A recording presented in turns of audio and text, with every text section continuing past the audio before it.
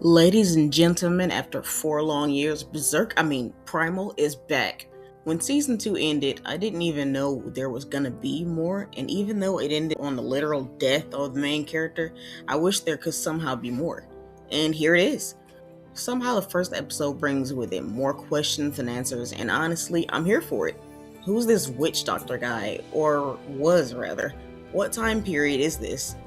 What even is Spear now? Where's Fang? Let's jump in. So the first thing we see is this sort of a witch doctor or a guru, something laying on the ground. The village is in shambles, and clearly this guy is blind. We've all seen the trailers, and yes, this is how Spear gets back up to walk the earth once more. He's brought back for the sake of vengeance on the part of this guru, and after making short work of his enemies, one manages to slip past him, dropping the spellcaster like a bad habit, therefore breaking Spear free of his control. This does not, however, turn him back into a lifeless body, and this presents a new question. What will he do now? Is this, for lack of better words, zombie capable of thought, or is he just a mindless wandering shell now? Hard to tell with a character who never speaks or has any inner monologue that we can hear. Also, another thing I was really curious about, with these guys, are they like wearing the skulls on their heads, or are they some kind of like supernatural, like, because they just look like people with paint on and like these like, tribal thing going on, like they're wearing skulls or whatever, but like, is that your face? Because like, I was really hoping to see at least one guy like take his mask off, and it's just like, a dude, so like, I don't think I'll ever know. Like, seriously, this entire episode really just makes you wonder what the heck is going on. Like, what time period are we in? Whose village is this? Because like, if you go up, you can see where the guy's looking. You see Mira's village over there, like in the background on the mountaintop and everything. Like, if you saw the last season, that's where it ended pretty much. This is where Spear and Mira and Fang lived. This is where Spear died, unfortunately, and this is where presumably Spear's daughter now lives. Like, it's just like, how long has it been? Has it been a few months? Has it been a year or two? Has it been thousands of years? Because I'll never know. Plus, once Spear, like, just, I guess, comes out of the trance that he was in, that he got, like, pushed into by this person that brought him back to life, his eyes go from, like, this, they don't have, like, this glow anymore. They're, like, this glowing green color. And then, once they don't glow, and it's just, like, his eyes are, like, white now, but, like, they look not necessarily alive, but not completely dead. Like, there's no irises or anything like that.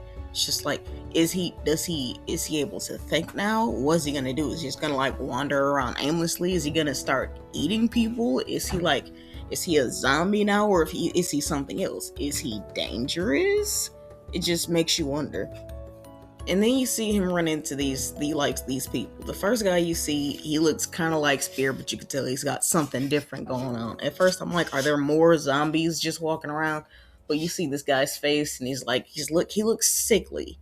Not like he's necessarily like dying, but like this is something that might kill him eventually or very soon.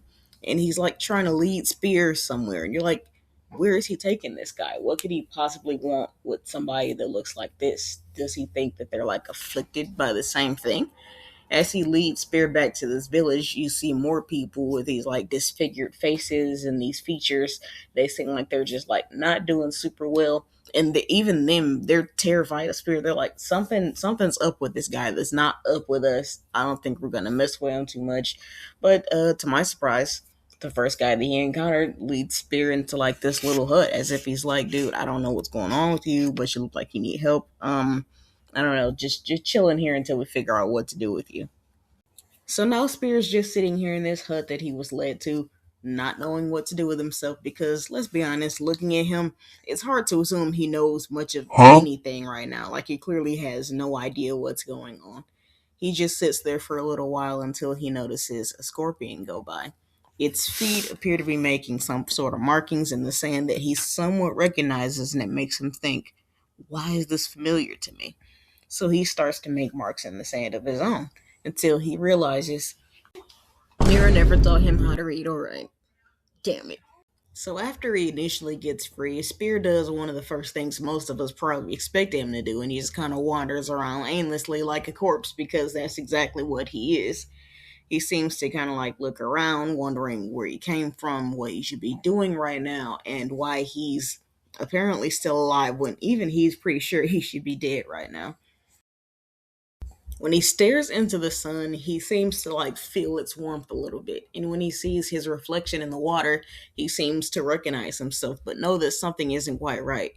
He looks at his face, he touches around his features. He even notices that part of his brain is showing because it was his head was swiped off by an attack earlier.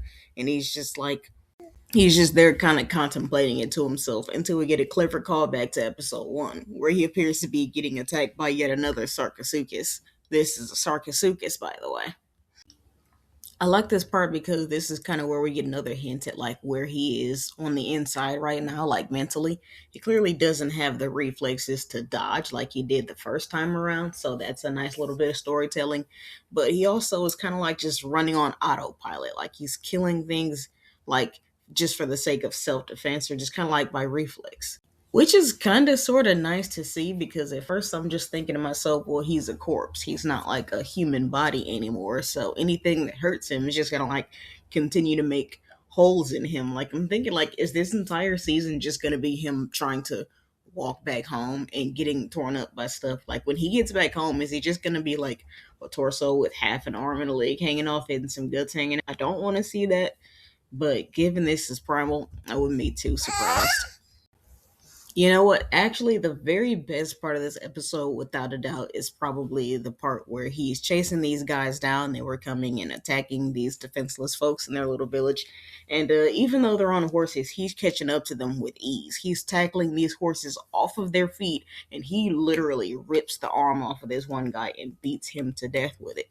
There's only two soldiers left at this point, and as they're looking at Spear and they see what he just did to this guy who's now laying on the ground, hopefully not alive anymore anyway, they look at him, they look at each other, and they just kind of go the other way because they're the first people to realize we don't want to mess with this guy.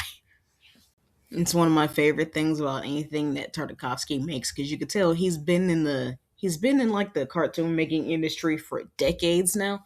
I want to say 20, at least 30 years or something like that. Dexter's Laboratory, stuff like that. All the best shows that were actually entertaining in ways that you couldn't quite pinpoint before. Chances are he had a hand in them. He's got that kind of comedy that just like is somewhere in between anime and cartoons where yeah, somebody just got messed up real bad, but we're still gonna make something funny out of it because you're just like, I don't want that to happen to me. And then to tie it all together, right after this whole fiasco with the guys on the horses is over, Spears just kind of standing there like, yeah, you better run. And the guy that led him back to this village is just like, he clearly saw this entire thing go down. He saw Spears single handedly, literally, single handedly fight off these guys that have been harassing and killing these people for probably months or maybe even years now, for all I know. Actually, I really hope that we found out at some point.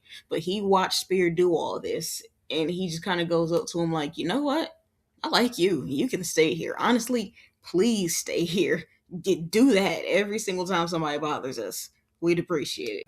Spear looks like he might consider saying yes if he were able to consider anything when he hears what we can only assume is Fang roaring in the distance. Finally, we know. He screams back in response as if to say, I'm coming home, honey.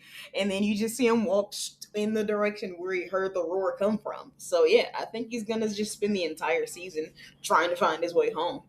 And that's just it. That's the end of the episode. I don't know where it's going to go after this, but I'm obviously pretty excited over it. So, I'm really hoping you guys might join me when I review episode 2. See you there.